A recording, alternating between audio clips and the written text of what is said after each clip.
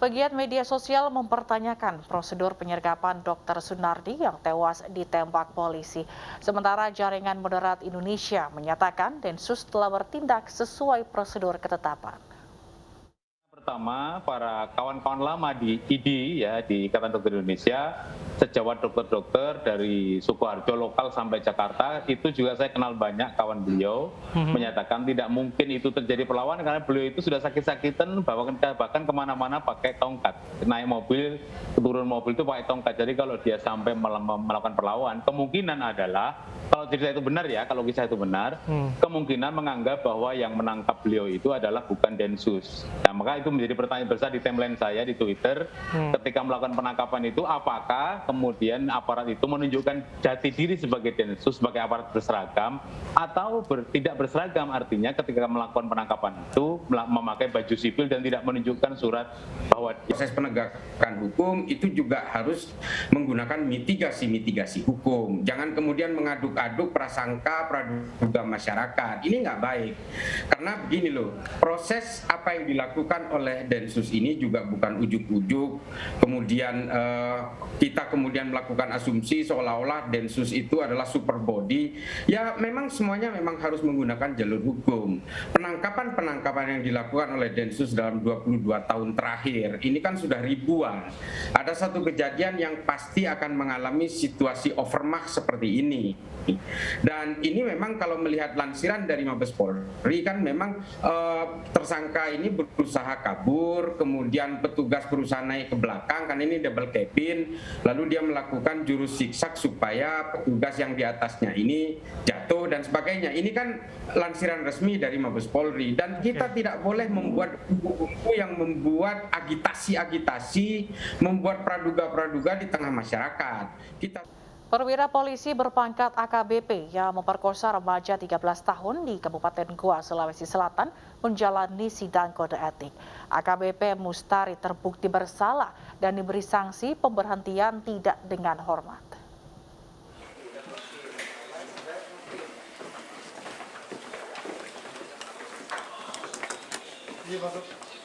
AKBP Mustari yang bertugas di Pol Airut Polda Sulawesi Selatan kembali menjalani sidang kode etik terkait kasus pemerkosaan terhadap remaja 13 tahun di Kabupaten Goa, Sulawesi Selatan yang tak lain adalah asisten rumah tangga terdakwa.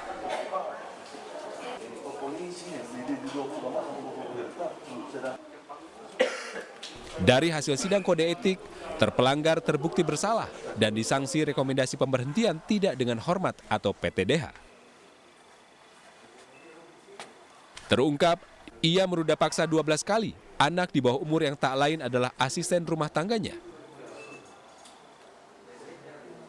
Anak di bawah umur, jadi permasalahan di bawah umur. Kalau memang yang bersangkutan sudah dewasa, ya kena pelanggaran kode etik, tapi tidak separah ini. Karena ini bawah umur, anak yang harusnya dilindungi, diayomi, itu jadi. Nah, di persidangan tadi memang saksi-saksi yang dihadirkan semuanya hadir, alhamdulillah hadir semuanya. Dan keterangan saksi korban pun atas nama si A menjelaskan secara runtuh dinyatakan terbukti dengan sanksi yang bersangkutan di sanksi yang tidak administrasi sebagai perbuatan tercela. Sedangkan sanksi administrasinya yaitu direkomendasikan untuk diberhentikan tidak dengan hormat. Selain menjalani sidang kode etik di Bid Propam Polda Sulsel, AKBP Mustari juga diperiksa di Treskrim Polda Sulawesi Selatan. Dari Makassar, Sulawesi Selatan, Wahyu Ruslan, Anyus melaporkan. Kapolri Jenderal Listio Sigit Prabowo meninjau pelaksanaan percepatan vaksinasi serentak di Kabupaten Sleman, Daerah Istimewa Yogyakarta, dan 5.214 titik di 34 provinsi Indonesia. Kapolri menekankan sebelum bulan Ramadan, seluruh wilayah di Indonesia harus memperkuat akselerasi vaksinasi dosis ketiga atau booster.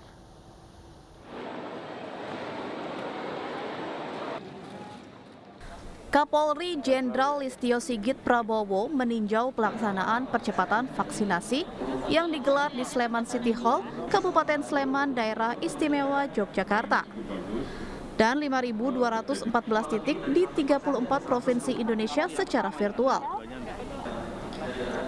Kapolri menekankan percepatan vaksinasi sebagai kunci untuk mencegah terjadinya peningkatan laju pertumbuhan COVID-19. Dalam kurun waktu yang ada, dosis ketiga betul-betul bisa dioptimalkan.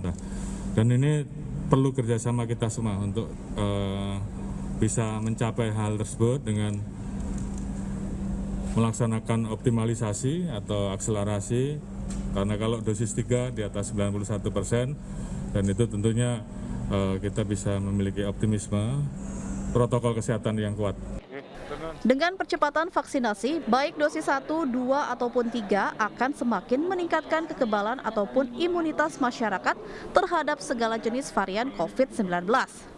Kapolri mengapresiasi Forkopimda Daerah Istimewa Yogyakarta yang telah bekerja keras melakukan percepatan vaksinasi. Dari data yang diterima, vaksinasi dosis 1 di DIY telah di atas 100%. Dosis kedua lebih dari 97%. Pemirsa, panitia pengerjaan sirkuit Formula E di Ancol, Jakarta Utara mengklaim sudah mengerjakan 60% proyek dan melebihi target yang ditetapkan. Dijadwalkan lintasan aspal sirkuit balap listrik tersebut selesai awal April.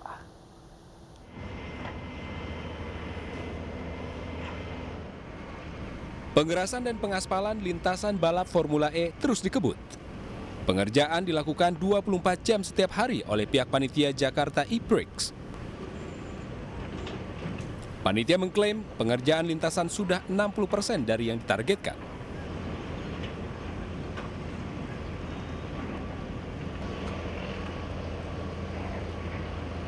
Yang paling penting adalah pembangunan sirkuit track.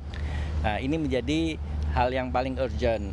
Di sinilah yang kita tiap harinya memantau prestasi yang didapat, dan hari ini kita 60% itu adalah tracknya. Oh, masuk untuk track. Ya, track ini direncanakan harus selesai di awal April.